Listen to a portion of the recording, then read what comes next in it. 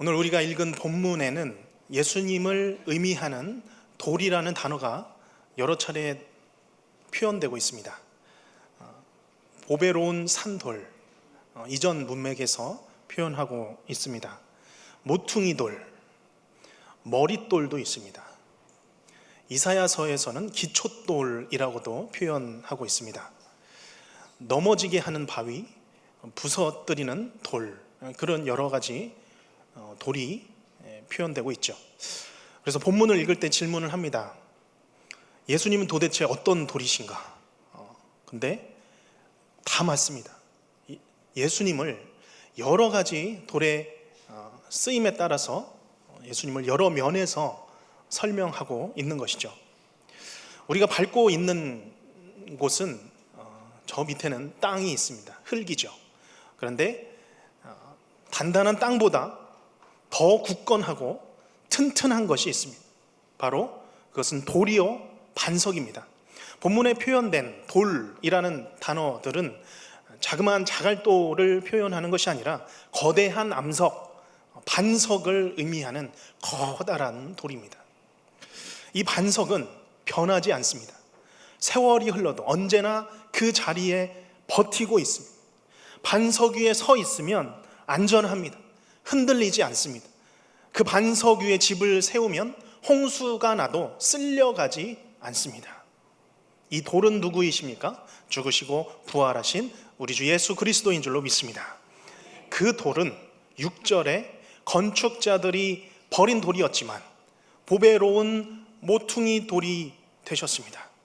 오늘 우리에게 보배로운 산 돌이요 흔들리지 않는 모퉁이 돌 되신 예수님께서 내 안에 또한 우리 안에 계심을 믿으시기를 바랍니다. 오늘도 우리가 산돌같이 다 함께 신령한 집으로 세워져 가고 신령한 젖을 사모하며 자라나는 주의 거룩한 성도님들이 되시기를 주님의 이름으로 축원합니다. 오늘 말씀은 이 산돌이시며 모퉁이돌 머릿돌 되신 이 예수님께서 어떤 일을 하시는가, 우리를 위하여서 어떤 일을 하시는가에 대해서 말씀하고 있습니다. 이 말씀은 특별히 하루하루 힘겹게 살아가고 있었던 당시 베드로전서가 기록된 당시 성도들에게는 너무너무 큰 굉장히 위로가 되는 말씀이었습니다. 베드로 당시의 성도들은 마치 정말 건축자들이 버린 돌과 같은 삶을 살았습니다. 그리스 로마 제국이라는 거대한 세상 나라의 지배 아래서 이들은 존재감 없이 그냥 내다 버려진 존재처럼 살아가고 있었습니다. 무엇 때문이었을까요? 바로 그들이 믿었던 오직 예수 신앙 때문이었습니다. 당시 로마 제국은 제국의 평화를 위하여서 각 민족의 종교를 허락했습니다. 그러나 조건이 있었죠. 황제 숭배를 조건으로 했습니다. 어느 종교에 문제가 생겼겠습니까? 기독교인들이 문제가 생긴 것입니다. 황제를 도대체 숭배하지 않습니다. 하나님만이 유일한 신이라고 믿습니다. 당연히 신전이나 극장에 출입하지 않게 되다 보니 사회적인 그 사회생활에도 어려움이 생겼습니다. 이 눈에 가시 같은 이 기독교 집단이야말로 로마의 평화를 깨뜨리는 주범이고 또 반역을 일으키는 사람들이라고 여겼던 것입니다. 더불어 기독교인들이 믿는 믿음의 내용이 무엇입니까? 예수, 나사렛에서 태어난 목수 출신, 자란 목수 출신, 그가 구원자라고 믿는 것이죠. 예수의 십자가와 죽음, 부활, 그것을 사실이라고 믿고 그것이 구원의 길이라고 믿는 것입니다. 찬란한 그리스 로마 문명이 이제 활짝 꽃 피우던 이 시기에 이 어리석고 미련한 종교에 목숨을 거는 이 기독교인들, 그저 상식에 벗어난 사람들로밖에 보이지 않았을 것입니다. 시간이 갈수록 성도들은 점점 더 사회적으로 소외되어져 갑니다. 경제적으로 어려움을 겪습니다. 수많은 오해와 편견 속에서 공격과 비방 가운데 살아갔던 것이죠. 특별히 이 베드로 전서가 기록된 당시 1세기 중후반 이 고대 지중해 사회에는 독특한 문화적인 어떤 고귀한 가치가 있었는데, 그것은 바로 명예로움이었습니다.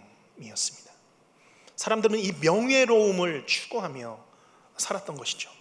명예라는 것은 한 사람이 공동의 사람들로부터 받는 긍정적인 인정이죠.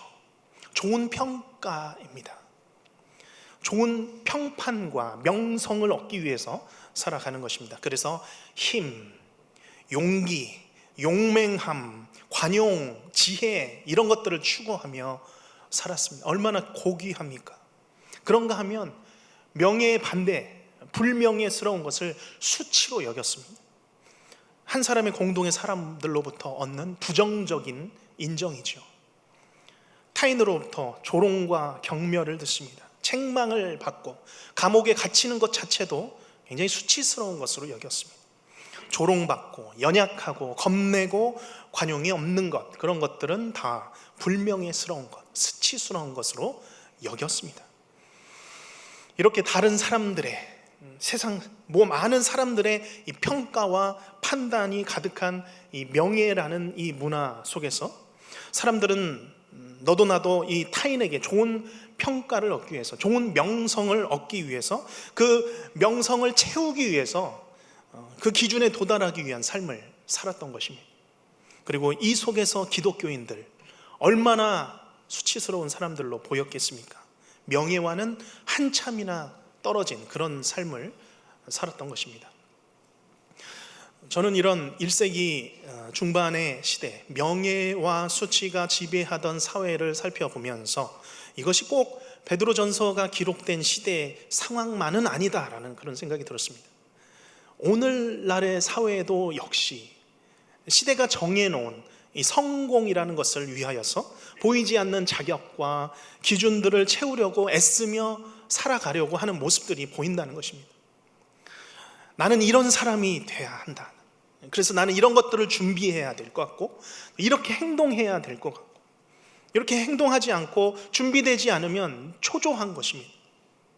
어느 정도 선에 이르지 못하면 자신이 인정받지 못하는 것처럼 느껴져서 불안하고 초조한 마음, 병이 생기는 것이죠. 낙심하고 두려워하는 마음, 그래서 어디론가 그냥 숨어버리고 싶은 그런 마음까지 생기는 것이죠. 결혼하면 신혼집은 어느 수준부터 시작해야 할 것 같고, 직장은 어느 정도 기준이 되어야 하는 것 같습니다. 회사는 어느 크기가 좀 돼야 되는 것 같고, 내 집 마련의 시기는 몇 살 정도가 되면 완성이 돼야 되고, 재산은 어느 정도 되고, 투자는 어느 정도 해야 하며, 미래를 위하여서 노후 준비는 어느 정도 있어야 하는 그런 암묵적으로 동의하는 사회적 기준이 있다는 것입니다. 그 기준을 채우면 행복한 것이고, 모르겠습니다. 과연 행복한 건지. 그렇지만 그 기준에 이르지 못하면 남들이 나를 어떻게 생각할까? 나는 왜 이 정도밖에 안 되는 것일까? 나의 이런 모습을 보면 다른 사람들이 실망하지 않을까? 실패한 인생처럼 끊임없이 자신을 부족한 사람처럼 생각한다는 것이죠. 이런 생각은 부모로부터 자녀에게로 그대로 흘러내려갑니다. 세대와 세대를 거쳐서 이 세상의 가치, 다 다른 사람들의 생각을 그냥 소리 없이 자녀들에게 물려주는 것입니다. 오늘 말씀은 이런 명예와 수치의 문화 속에서 힘겹게 살아가는 흩어진 성도들을 위한 말씀이죠. 오늘 말씀은 이 세상의 명예가 아니라 아예 다른 차원의 위대한 가치를 성도들에게 선물해주고 있습니다. 오늘 이 시간 내 안에 부족함, 결핍 또는 막연한 어떤 갈증과 갈망 가운데 내가 서 있다면, 살아가고 있다면 주님의 이 살아있는 말씀, 그 위대한 가치를 선물로 받으시기를 주님의 이름으로 축복합니다. 말씀을 통하여서 내 삶이 이 세상의 기준에 평가당하는 삶이 아니라 이 땅이 주는 모든 수치와 부끄러움 속에서 벗어나서 하나님이 주시는 영원한 가치로 자유하시는 사랑하는 우리 모든 성도님들이 되시기를 주님의 이름으로 축원합니다.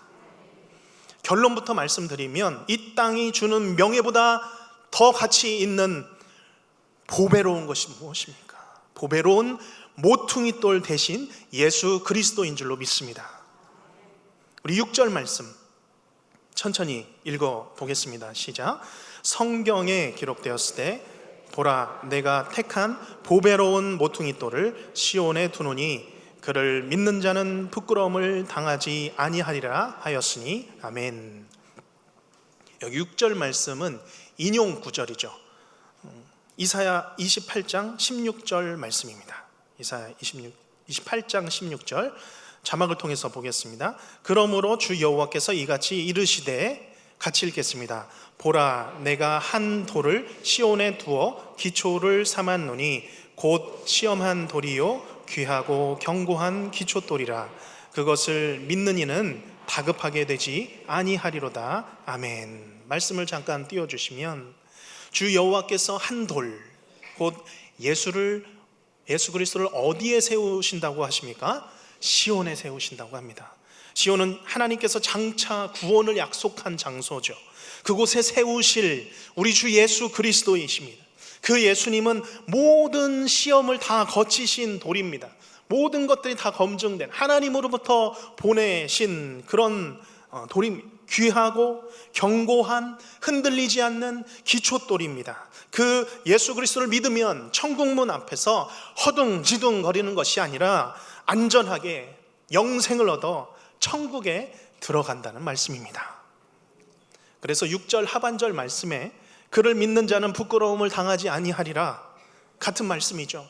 하나님께서 선택하신 구원의 산돌이신 이 예수님을 인생의 기초돌이요 인생의 기초며 또한 기반, 출발점으로 삼는 사람은 이 땅에서도 저 천국문 앞에서도 부끄러움을 당하지 아니하리라, 수치를 당하지 아니하리라 라는 말씀입니다. 오늘 우리가 이 보배로운 산돌이신 예수 그리스도를 믿음으로, 보배로운 산돌이신 예수 그리스도를 믿음으로 우리의 삶에 채워지지 않는 이 갈증이 다 사라지기를 주님의 이름으로 축복합니다. 예수의 그 능력으로, 예수 그리스도의 그 능력으로 가득 우리의 인생 가운데 체험받는 모든 성도님들의 삶이 되시기를 주님의 이름으로 선포하며 축복합니다. 이와 같은 말씀이 로마서 10장 10절에서 11절 말씀에도 있죠. 자막을 통해 보시면 사람이 마음으로 믿어 의에 이르고 입으로 시인하여 구원에 이르느니라. 11절 말씀 같이 읽겠습니다. 성경에 이르되 누구든지 그를 믿는 자는 부끄러움을 당하지 아니하리라 하니, 믿는 자는 부끄러움을 당하지 아니하리라. 우리가 예수님을 내 죄를 사하신 내 구주 예수님으로 믿으면, 그것을 내 입으로 시인하며 고백하면 구원에 이르는 줄로 믿습니다. 오늘 이 시간 예수님을 구주로 모시는 영적인 탄생이, 영적인 거듭남이 예배 가운데 일어나기를 축원합니다. 이것은 선언이죠. 선포입니다. 꽝꽝 법정에서 재판을 종료하거나 판결할 때에 마지막으로 두드리죠. 쾅쾅. 그를 믿는 자는 부끄러움을 당하지 아니하리라. 그의 모든 수치는 다 사라졌다라고 판결하는 것입니다. 내 죄로부터 발생했던 나의 모든 수치 다 사라지고, 이제는 사람의 판단이나 정죄나 평가는 나와는 상관없는 것입니다. 이제는 사람을 의식하는 삶이 아니라 하나님을 의식하는 삶을 살게 되는 것입니다. 사람이 주는 판단이나 평가, 그것을 의식하고 항상 그것을 좋은 평판을 얻기 위해서 노력하는 것 굉장히 피곤한 일이죠. 그러나 하나님께서 주시는 판단, 그 하나님의 평가는 굳건합니다.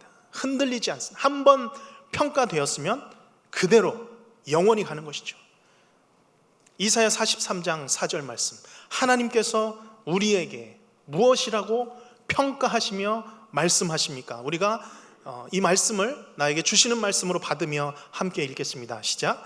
내가 내 눈에 보배롭고 존귀하며 내가 너를 사랑하였은즉 내가 내 대신 사람들을 내어주며 백성들이 내 생명을 대신하리니 아멘.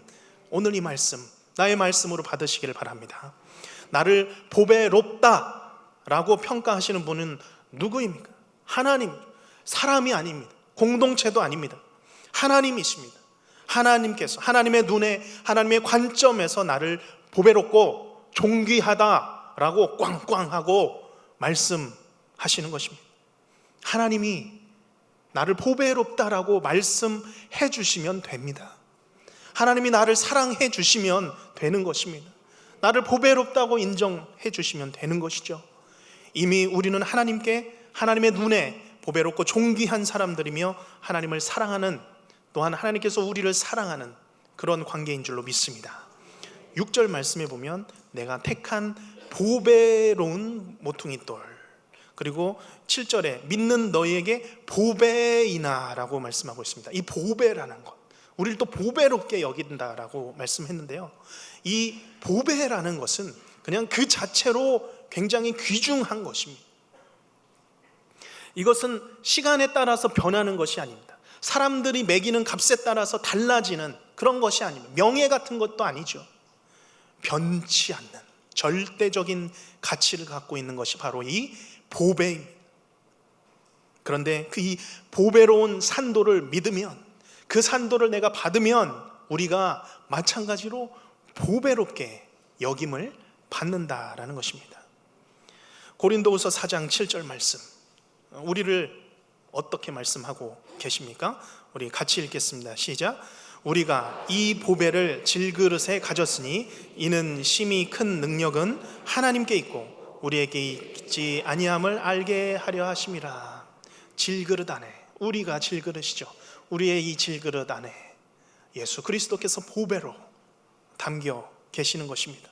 질그릇 어떻게 생겼습니까? 못생겼습니다. 못났습니다.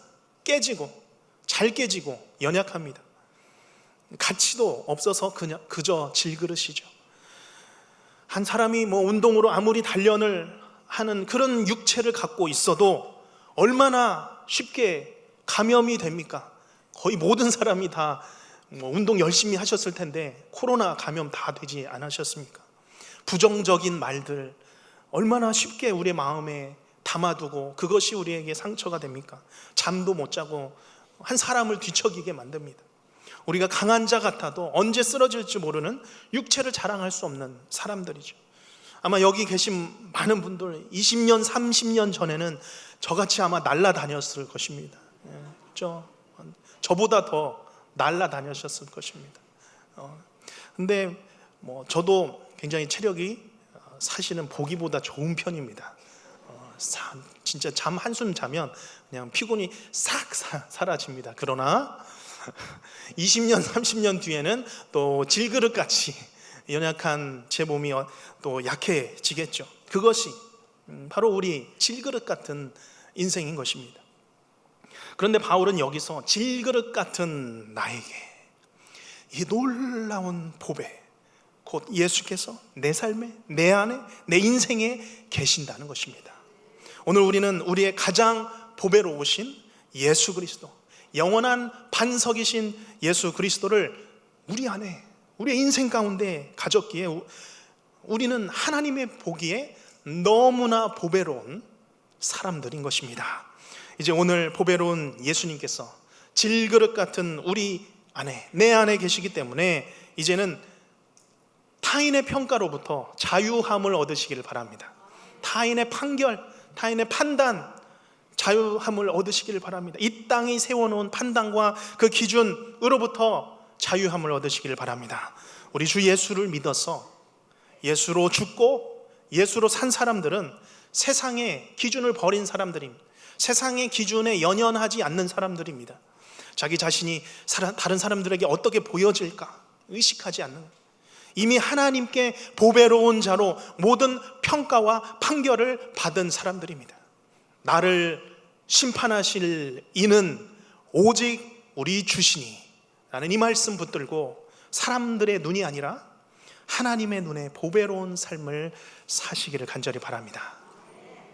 그러면 이 보배로우신 예수님 믿지 않는 사람들 어떻게 어떤 일이 생깁니까? 7절 보면 7절에 믿지 아니하는 자에게는, 여기부터 8절까지 같이 읽겠습니다. 시작.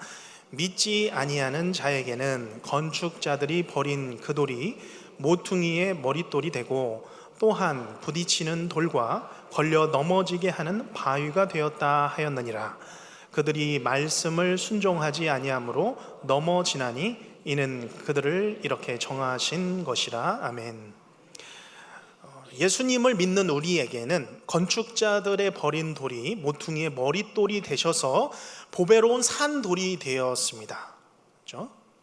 자꾸 돌돌돌 하는데 잘 따라오고 계시죠? 그러나 믿지 아니하는 자에게는 어떻게 되었습니까? 건축자들의 버린 돌이 모퉁이의 머릿돌이 되어서 다른 돌이 됐죠. 8절에 두 가지입니다. 하나는 부딪히는 돌이 됩니다. 또 하나는 걸려 넘어지게 하는 바위가 된 것입니다. 이것은 이사야 8장 말씀인데 읽지는 않겠습니다. 그러면 왜 이 모퉁이의 머릿돌에 부딪히고 넘어집니까? 사람들이 들리는 말씀에, 들리는 이 복음에, 귀로 들리는 이 주님의 말씀에 순종하지 않기 때문입니다. 받아들이지 않게 될 때 부딪혀 넘어지는 것이죠. 예수님 시대의 제사장들이 그랬습니다. 율법학자들, 바리새인들, 선민이라고 자부하던 유대인들, 많은 유대인들이 그랬죠.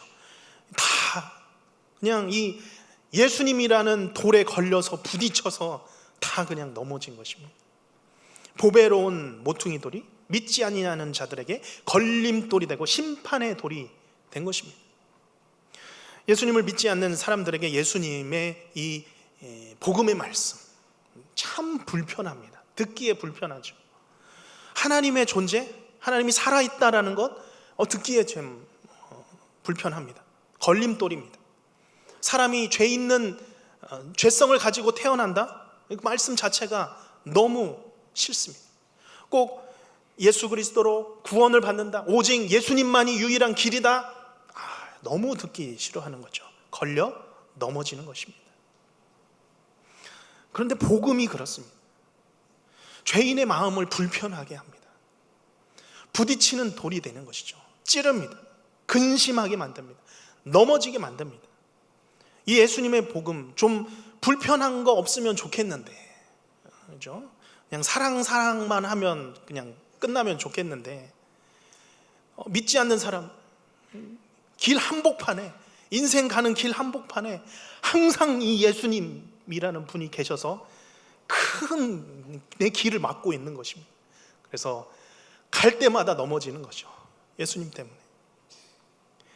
그 돌에 부딪히고 걸려 넘어지게 하는 아주 귀찮은 존재가 믿지 않는 자들에게는 이 예수님이요, 말씀이요, 복음이라는 것입니다. 애매히 믿는 사람들도 마찬가지입니다. 애매하게 믿는 사람들이 있습니다. 그냥 구경꾼으로 교회 안에서 살고 싶은데 자꾸 복음 안으로 들어오라고 초청합니다. 세상 좀 즐기면서 누리면서 예수님 멀찍이 좀 떨어뜨려 놓고 살아가고 싶은데, 명예 좀 누리면서 살아가고 싶은데 자꾸 그거 아니라고 하는 것입니다. 깨지라고 합니다. 부딪히라고 합니다. 넘어졌는데 또 넘어지라고 이야기하는 것이죠. 복음 자체가 죄인인 인간에게는 참 불편합니다. 그래서 이 돌에 부딪히고 넘어질 때에 두 부류의 반응이 있습니다. 우리 한번 찾아보겠습니다. 요한복음 11장으로 한번 올라가 보겠습니다. 요한복음 11장, 신약성경 165면입니다. 요한복음 11장 말씀입니다. 요한복음 11장에는 죽은 나사로를 살리신 예수님의 사건이 나오죠. 이미 죽고 무덤에 나흘 동안 있었던 이 나사로, 죽은 나사로 예수님께서 살리시겠다는 것입니다. 23절에 예수님 말씀하시죠. 내 오라비가, 나사로죠, 나사로가 다시 살아나리라, 죽음에서 살아나리라. 그리고 다시 한번 말씀하시죠. 25절 말씀입니다. 마르다를 향하여서 나는 부활이요 생명이니 나를 믿는 자는 죽어도 살겠고 무릇 살아서 나를 믿는 자는 영원히 죽지 아니하리니, 그 다음 무엇이죠? 이것을 내가 믿느냐. 그렇죠? 주의 말씀이 들려집니다. 주의 복음이 들려지죠. 예수 그리스도의 그 산돌이 내 인생에 밀려 들어오고 있습니다. 이때 마르다의 반응, 대답이 어떻습니까? 27절 우리 같이 읽겠습니다. 이르되 주여 그러하외다. 주는 그리스도시요 세상에 오시는 하나님의 아들이신 줄 내가 믿나이다. 내가 믿나이다. 믿는 것입니다. 이것을 믿으시기를 바랍니다. 마르다가 산돌이신 예수 그리스도, 구세주 예수 그리스도를 받았습니다. 그리고 그의 고백은 그 어떤 고백보다도 단단하고 견고한 고백이 된 것이죠. 그런가 하면 이 똑같은 사건을 경험을 하고 또 다른 부류들이 있습니다. 멀리 내려가서 47절을 보게 되면 대제사장들, 바리새인들 이제 난리가 났습니다. 이것을 보고 많은 유대인들이 믿었다라는 그런 표현도 있습니다. 공회를 모읍니다. 47절에 이르되 이 사람이 많은 표적을 행하니 우리가 어떻게 하겠느냐. 48절 만일 그를 이대로 두면 모든 사람이 그를 믿을 것이요 그리고 로마인들이 와서 우리 땅과 민족을 빼앗아 가리라 하니, 걸리기 시작했습니다. 걸려 넘어지기 시작한 거죠. 그리고 결국 어떻게 합니까? 53절 말씀 함께 읽겠습니다. 이날부터는 그들이 예수를 죽이려고 모의하니라. 예수님과 부딪혔습니다. 예수님 때문에 넘어졌습니다. 그러나 회개하지 않습니다. 돌아서지 않습니다. 오히려 그 마음이 더 강팍해진 것이죠. 달려듭니다. 결국 예수님 말씀이 왔지만 그것에 걸려 넘어져서 망하는 것입니다. 산산조각 나는 것입니다. 우리는 산돌이신 예수님과 맞부딪히신 적이 있습니까? 우리는 언젠가 산돌과 부딪힌 적이 있습니다. 그러나 또한 신앙생활을 하다가 때때로 주의 말씀에 다시 한번 때때로 부서지는 때가 있습니다. 망치로 내 인생이 꽝 하고 맞는 것 같이, 이제껏 내가 산 것이 헛살았구나, 내 욕심대로 살았구나, 하나님 모르고 예수님 모르고 산 것이구나. 그리고 나를 사랑하셔서 십자가에 달려 죽으신 예수 그리스도를 바라보며 그 앞에서 내가 무너지는 것입니다. 무너지는 그 시간들이죠. 그러나 기억하시길 바랍니다. 내가 말씀에 걸려 넘어지는 것이 복임을 믿으시길 바랍니다. 걸려 넘어지는 것이 복입니다. 주님께 더 가까이 초청하시는 하나님의 신호이신 줄로 믿습니다. 우리는 끝없이 주님의 말씀과 부딪혀야 합니다. 걸려 넘어져야 합니다. 내가 나를 쳐서 복종시키듯이 부딪혀서 내가 그 산돌로 말씀으로 깨져야 합니다. 산산이 부서져야 합니다. 오늘 우리는 얼마나 이 보배로운 산돌이신 예수 그리스도와 함께 사시고 계십니까? 우리는 얼마나 보배로운 산돌이신 예수 그리스도의 덕을 보고 계십니까?